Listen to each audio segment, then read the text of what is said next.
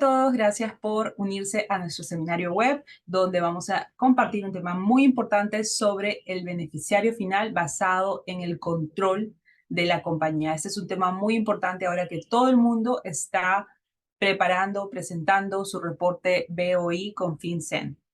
Mi nombre es Andrea Aguilar, soy abogado de planeamiento patrimonial y tributación en el estado de la Florida.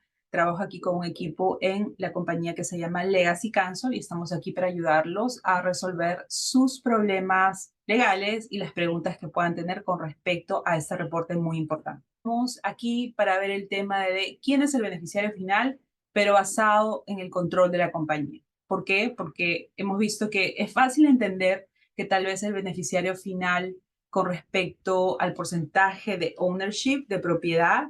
Todo el mundo lo reconoce, pero estamos viendo que muchas personas están cometiendo muchos errores porque no saben o no tienen claro qué significa tener el control de una compañía reportante. ¿Ok? Entonces, aquí como pueden ver, como preámbulo súper rapidito, porque ya hemos hecho varios seminarios y hemos compartido videos con respecto a esto, pero ¿de qué estamos hablando? ¿Qué es el reporte BOI? La Ley de Transparencia Corporativa fue dictaminada como ley o promulgada como ley en enero del año 2021, pero recién entró en vigencia en enero 1 del año 2024. Por eso que ustedes están escuchando bastante sobre esta ley ahora y no, bueno, de repente escucharon algo antes. ¿Qué es lo que hace esta ley? Esta ley nos exige que las empresas reporten cierta información sobre sus beneficiarios, ¿ok? Entonces, ¿quiénes son los beneficiarios de una compañía? Es lo que vamos a ver el día de hoy. Pero antes, ¿quién es FinCEN? Es una oficina del Departamento del Tesoro de los Estados Unidos que tiene como misión de combatir el lavado de dinero y delitos financieros. ¿Por qué?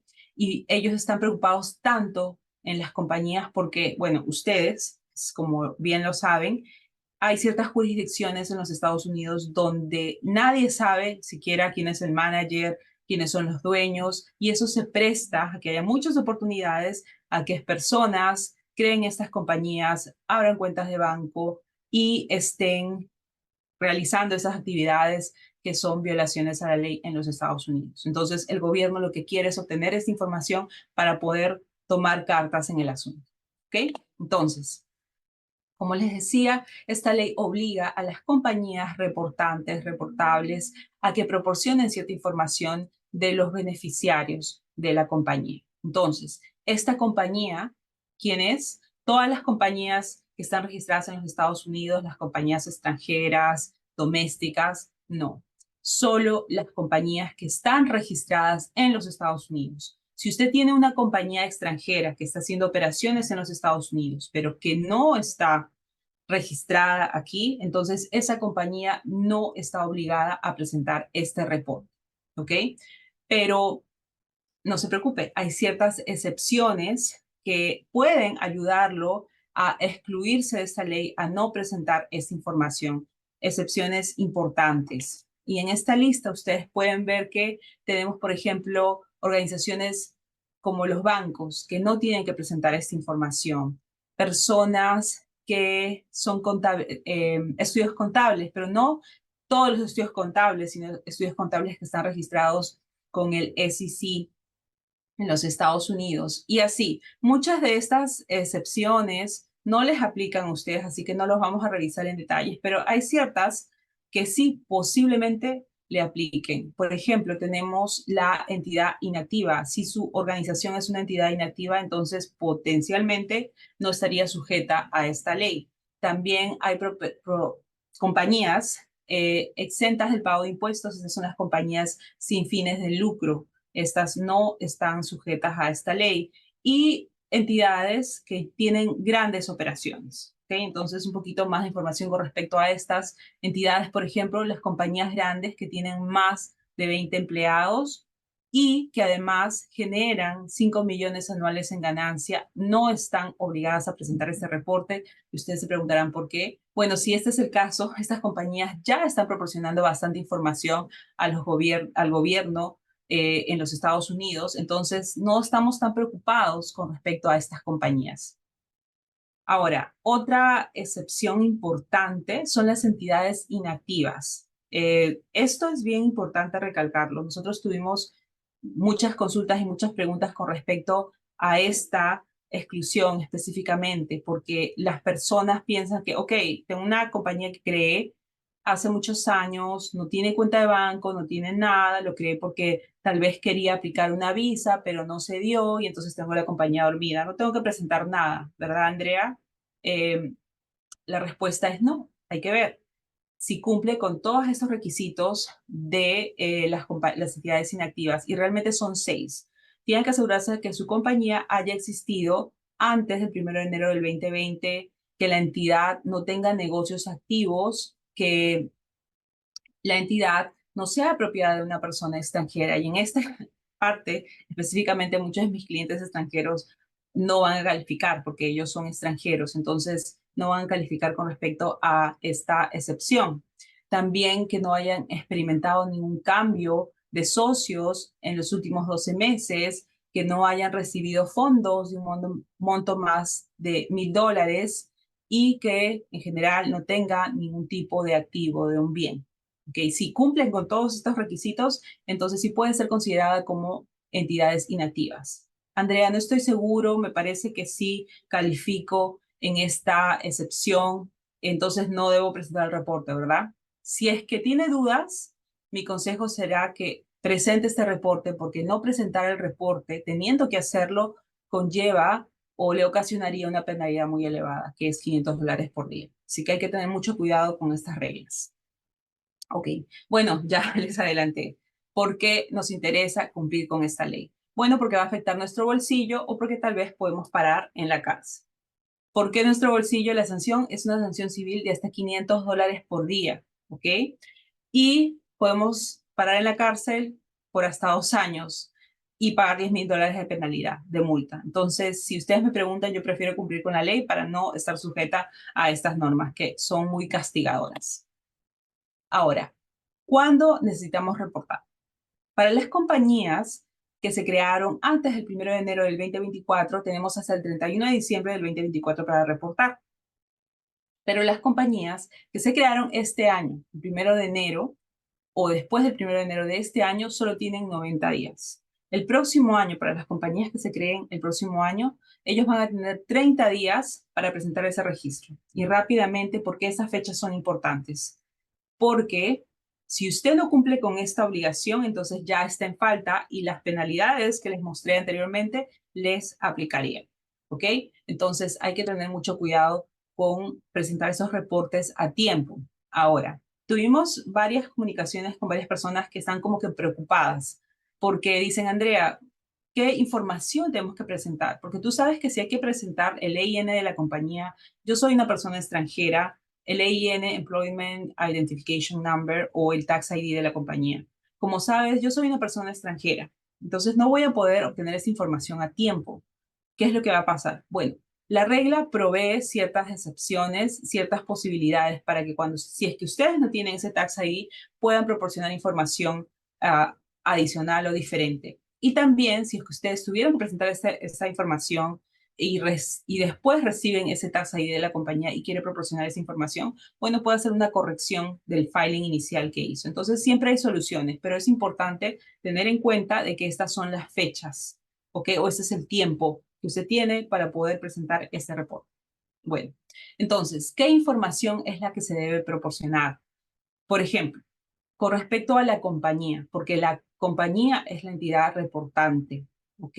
Entonces, tenemos que proporcionar el nombre de la compañía, el estado donde se creó la compañía, el tax ID de la compañía, la identificación tributaria, y por eso les decía que este es un problema cuando trabajamos con extranjeros y porque ellos no tienen un Social Security Number, tenemos que mandar un fax para obtener el EIN y eso puede demorarse mucho tiempo.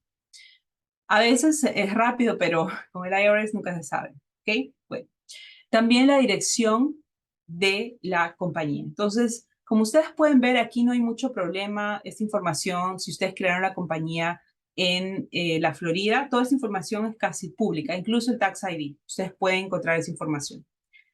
Pero el problema viene en este lado, porque vamos a hablar de la compañía aplicante, aplicante, que quiere decir la compañía que creó esta compañía, es el entity applicant, y también de el beneficiario de la compañía, ¿no? El beneficiario final, esta es la información que FinCEN quiere obtener.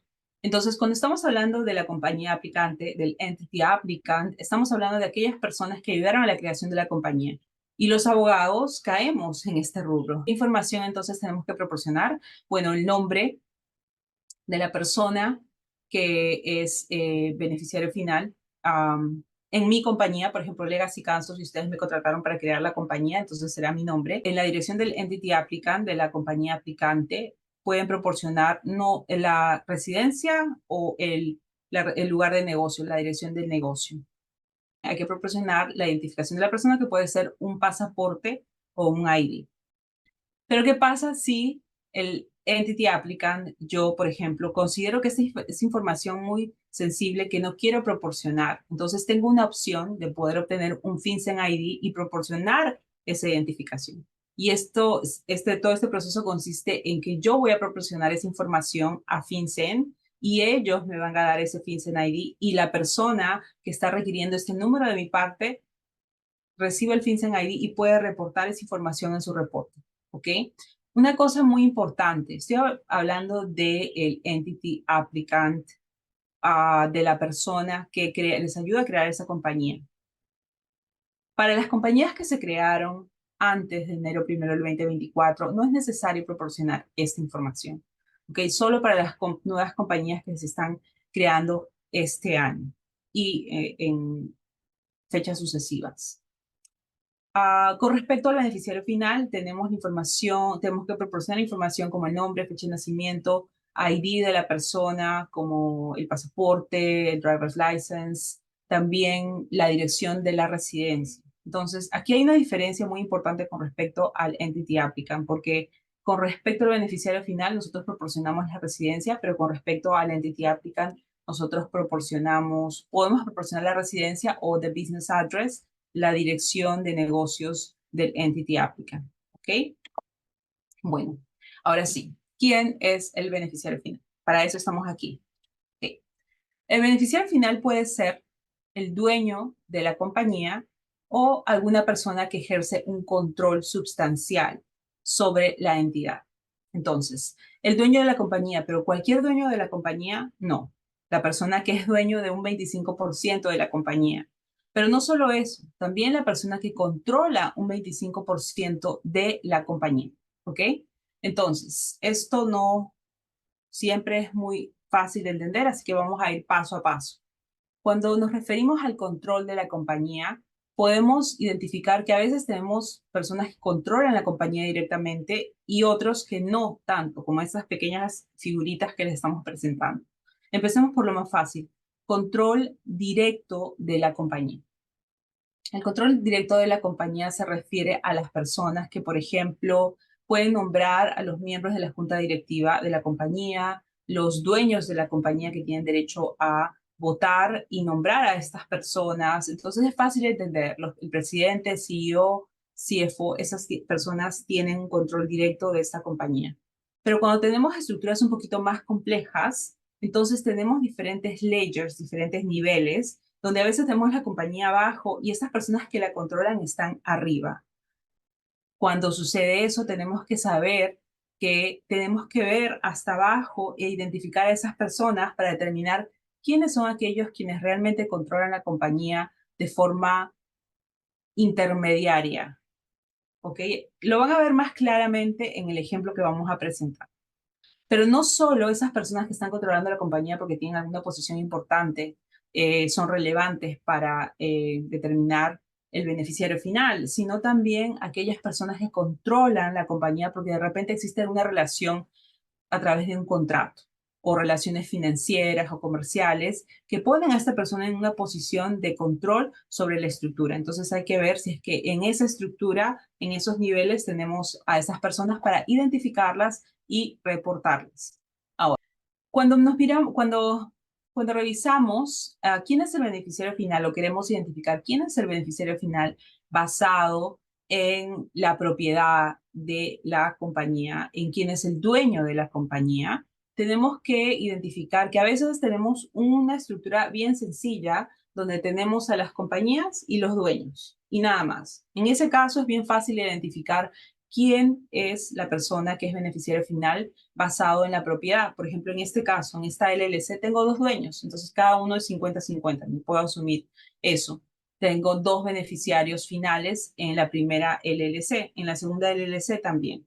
Pero cuando tengo una estructura un poquito más complicada, donde tengo diferentes niveles, tengo que identificar, tengo que analizar la estructura para ver quién es el beneficiario final indirecto, porque esto no es directo. O sea, tenemos aquí el beneficiario final arriba, husband and wife, los esposos que decidieron crear esa estructura.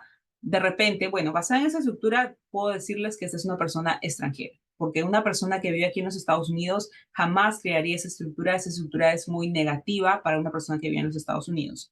Pero nosotros tenemos muchos clientes internacionales que deciden invertir en los Estados Unidos, entonces les aconsejamos que creen un trust para que puedan protegerse contra la posibilidad de iniciar un proceso de sucesión en la corte aquí en los Estados Unidos. Entonces, eso es lo que hacen. Primero crean el trust. Después le decimos, también tienes que cuidarte del pago excesivo de impuestos, de state taxes en los Estados Unidos, que puede ser hasta un 40% de todo lo que tengas en los Estados Unidos. Entonces dicen, no, me parece que necesitamos protegernos, entonces vamos a crear una compañía extranjera y creamos esa compañía extranjera.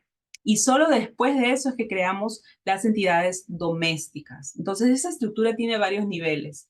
Nosotros tenemos que asegurarnos de que identificamos correctamente a través de esos niveles quiénes son las personas que están arriba, los beneficiarios finales, los dueños indirectos de esta entidad que está aquí abajo, las LLCs, las entidades reportantes. Y digo dueños indirectos porque si ustedes ven en la estructura, realmente los dueños directos o el dueño directo es la entidad extranjera, ¿verdad? Pero no, la entidad extranjera no es una entidad reportante, no nos interesa la información de la entidad extranjera, queremos saber quién está detrás de la entidad extranjera.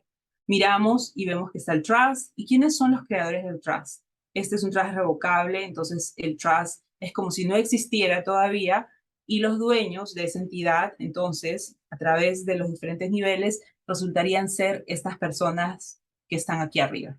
¿Ok? Ok.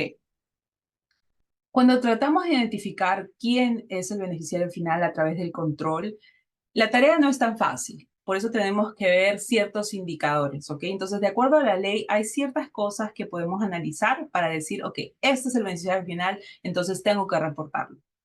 Tenemos, por ejemplo, senior officer, que en español sería una persona que ejerce, es un oficial mayor, que es un oficial que tiene una posición de autoridad, una persona con una posición de autoridad. Y algunos ejemplos son el presidente de la compañía, el gerente de la compañía, un trustee, un gerente financiero de la compañía. Esas son las personas que por el cargo que tienen, por la posición de autoridad, son beneficiarios de esa compañía y por lo tanto tienen que ser reportados, por más de que ellos no tengan ninguna participación accionaria en esta entidad reportada. Ok. Otro indicador nos dice, ahora hay que ver a quiénes son a ellos, a las personas que tienen el poder de nombrar o remover a estos senior officers. ¿Quiénes son esas personas? Identifícalas porque ellos también son los beneficiarios finales de la entidad reportante. Entonces, en esta categoría tenemos a los accionistas de la compañía, a los dueños de la LLC, que son los miembros, a la junta directiva de la compañía, porque, por ejemplo, miembros, ¿cómo es que se aplica eso? ¿Cómo es que ellos nombran a estas personas que tienen esa posición de autoridad? Si ustedes tienen una LLC, ustedes probablemente, y nosotros lo creamos y probablemente los estamos ayudando con las renovaciones, ustedes habrán escuchado hace poco, al principio de año, que les estamos pidiendo, denos la información, compártanos la información de la junta anual de los dueños de la compañía y déjenos saber a quiénes están nombrando como las personas que están manejando la compañía. En el caso de la LLC, les pedimos a los miembros que tengan una reunión anual y que nos digan quién es el manager de la compañía, para que nosotros podamos transferir esa información en el departamento de la Florida y poner que esta LLC va a tener como manager a esta persona en este año. ¿Ok? Entonces, eso creo que es fácil de entender. Um, También como indicador tenemos a esas personas que toman decisiones importantes en la compañía. ¿Qué decisiones son importantes en la compañía? Bueno, cuando hablamos sobre o nos referimos a dónde va a ir el negocio, a las finanzas del negocio, a las compras importantes que el negocio va a realizar, a los contratos importantes que la compañía tiene que realizar y con quién van a realizar estos contratos importantes. Entonces, cuando estamos hablando de la toma de decisiones importantes, esas personas que tienen ese poder para tomar esas decisiones son beneficiarios finales y tienen que ser reportadas. Ahora, ¿qué pasa si usted está confundido, no sabe si es que esta persona realmente bajo este contrato tiene ciertos poderes, pero no sé en qué categoría está? No se preocupe, la ley le proporciona como que una amplia net que dice, no, si es que esta persona tiene un poder sobre la compañía que usted considere que es importante, entonces estas personas también está incluida, tiene que reportarla. Así que no, en inglés dice catch all provision, catch all, agarro todo, y todas esas personas que controlan la compañía también tienen que ser reportadas, ¿ok? Entonces tiene que tener mucho cuidado porque usted puede estar pensando de que en mi LLC solo yo y mi esposa tienen que ser reportados, pero tal vez por la estructura, por el diseño de su compañía, porque de repente en su LLC usted nombró a su hijo como manager, también tiene que reportar al hijo. Y si tiene un contrato con alguien, un power of attorney con alguien que tiene un control sobre su compañía, entonces también tienen que reportar a esa persona. De repente usted pensó, no, solo yo y mi esposa tienen que ser reportados, pero porque estamos aplicando estas leyes de control sustancial o estas normas de control sustancial, usted va a tener que reportar a esas personas adicionales. ¿Ok? Entonces, un ejemplo para que todo quede muy claro. Aquí tengo la compañía reportante, que es una LLC creada en la Florida. Esta compañía tiene 3 dueños. Tengo 3 dueños, pero si ustedes pueden ver, la persona A tiene 50%, B 40% y C 10%. De acuerdo a las reglas de propiedad, la persona C no sería considerada como un beneficiario final y no tiene que ser reportado. Entonces solo tenemos al beneficiario final, a la persona A y B. Pero si ustedes ven al lado, ven que la persona D, debido al control que ejerce sobre la compañía, también es considerado como un beneficiario final. Entonces estamos hablando del presidente, un senior officer, una persona con autoridad en la compañía. Entonces, esta compañía con 3 dueños tiene 3 beneficiarios finales que deben ser reportados en el reporte BOI. ¿Ok? Bueno, un ejemplo un poquito más difícil. La información del beneficiario final en una estructura compleja donde tenemos a una LLC abajo, donde 2 compañías son las dueñas y estas compañías a su vez tienen varios dueños. Ok, alguno de ustedes me dirá, Andrea, pero ¿por qué la compañía Y, la compañía y la compañía Z no son entidades reportantes? Porque lo único que yo mencioné aquí es que tengo la compañía reportante abajo, la LLC. Entonces, es porque estas compañías no se han registrado en los Estados Unidos y eso sucede cuando tenemos compañías extranjeras que son dueñas de las LLCs aquí en Estados Unidos. Entonces, por eso, estos dueños directos no son entidades reportantes, ¿ok? Entonces, ¿qué es lo que hay que hacer? Hay que ver si indirectamente las personas que están arriba, las personas A, B, C, D y E, son beneficiarios finales que tienen que ser reportados. Entonces, como estoy hablando aquí de dueños indirectos, lo que tengo que hacer es analizar si qué porcentaje tiene cada uno de ellos. Por ejemplo, A tiene un 30% y a través de la compañía Y es dueño de la compañía reportante, tienen que multiplicar 30 por 50, eso le va a dar un porcentaje de 15%, porcentaje neto de 15% con respecto a la compañía reportante en A y con respecto a B un 35%. Entonces, si solo miramos a la compañía Y, resulta que A no es un beneficiario final y no tiene que ser reportado como beneficiario final, pero B sí, basado en el porcentaje de propiedad, porque tiene más de un 25%. ¿Ok? Pero ustedes miren un momento, pero no estamos viendo a que también es dueño, sería dueño de la compañía reportante porque es dueño de la compañía Z. Sí, correcto. Entonces lo que tenemos que hacer es también analizar qué porcentaje de A va a ser sumado de qué porcentaje, qué participación en la compañía Z puede ser agregado a su participación a través de la compañía Y. Entonces, tenemos un 50% por un 25% que él tiene en la compañía Z, entonces es dueño de un 12,5%. Los demás tienen la misma participación, entonces son dueños de la compañía reportante indirectamente de un 12,5%. Entonces, si usted suma 15% más 12,5%, A es un beneficiario final que debe ser reportado. Entonces, hasta ahora tenemos a y a B. ¿Qué pasa con los demás? Si ustedes ven, A es CFOs, Chief Financial Officer de la compañía Y. Es un funcionario gerente financiero. A es un gerente financiero también de la compañía Z.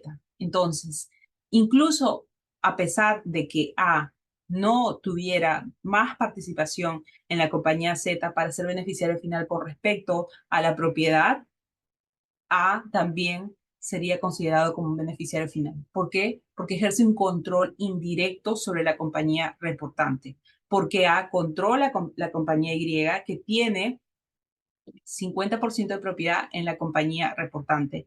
Y para que más o menos lo entiendan, quiero regresar a la definición inicial que decía, es un beneficiario final si es dueño o controla el 25% de una persona que posee al menos un 25% de participación accionaria en la compañía reportante. Entonces, controla el 25% de una persona que posee al menos 25% de participación accionaria en la empresa. Entonces, volviendo al ejemplo, A, como es el gerente financiero, controla esta compañía Y, que tiene más de 25% de la compañía reportante. Y por eso es que indirectamente, a través de un control indirecto, A es un beneficiario final.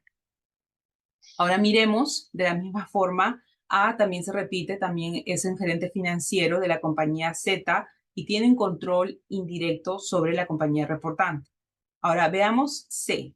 C tiene una pequeña participación en la compañía reportante, solo 12,5. ¿Es beneficiario final? La respuesta es sí, porque C es un CEO, es el presidente, es el que maneja la compañía Z e indirectamente controla la compañía reportante. Entonces, hasta ahora tenemos A, B y C como beneficiarios finales. Pero no olvidemos de que incluso sin ningún tipo de participación en la compañía, una persona puede ser un beneficiario final. Entonces, hay que analizar cuál es la posición de esta pequeñita, de esa persona, de este pequeño gráfico que tenemos al lado de F. F toma decisiones importantes a través de la representación en la junta directiva. Entonces, F tiene un cargo importante donde él toma decisiones importantes con respecto a la compañía reportante. Y solo por eso F es un beneficiario que debe ser reportado en ese reporte BOI. ¿Ok? Entonces, hopefully, espero que haya quedado claro con este ejemplo súper interesante. Ahora, ¿cómo podemos ayudarlo? Entendemos que estas reglas pueden ser sencillas de entender si usted tiene una estructura como esta, donde tenemos unos dueños y de repente no tenemos ni siquiera un presidente. Entonces usted dirá, ok, tenemos solo yo y mi esposa, 50-50, somos los únicos dueños. Andrea, ¿puedo hacer el reporte yo? Efectivamente, ustedes pueden hacer el reporte. Hay mucha información disponible para que ustedes puedan educarse. Solo vayan y busquen la página de FinCEN y el BOI, la página específica donde proporcionar ese reporte. Y ustedes potencialmente podrían presentar ese reporte por ustedes mismos, pero tengan mucho cuidado. Hemos tenido muchos casos donde muchas personas nos están llamando porque ya han presentado el reporte y lo han hecho mal. ¿Por qué? Porque tal vez no identificaron a esta otra persona que controlaba la compañía, porque tal vez se olvidaron de poner a la segunda persona que era un beneficiario final y no sabían cómo manejar el sistema. Entonces, tengan mucho cuidado porque después que ustedes presentan el reporte inicial, solo tienen 30 días para corregir cualquier error.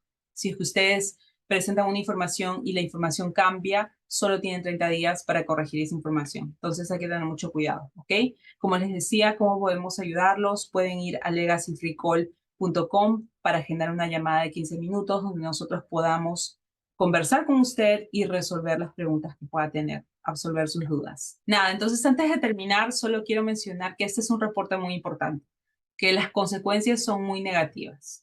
Entonces, a veces no vale la pena hacerlo por su cuenta porque si se equivoca, tiene un corto tiempo para hacerles correcciones, ¿ok?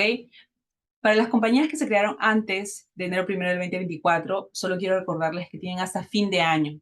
Si ustedes no se sienten seguros, no saben qué información tienen que proporcionar, tomen ventaja de este periodo de tiempo para acumular información, para hacer preguntas y para posteriormente, en los próximos meses, hacer un reporte correcto. Actually, en la realidad, ese es el consejo que les estamos dando a nuestros clientes.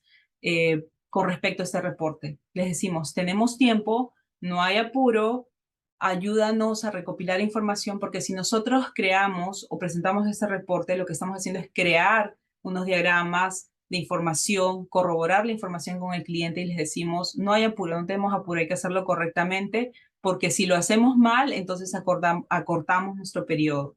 Entonces, asegúrense de tener eso en cuenta. Hay tiempo, ¿ok? Sin más preámbulos, terminamos esta sesión. Muchas gracias por su atención. Que tengan un bonito día.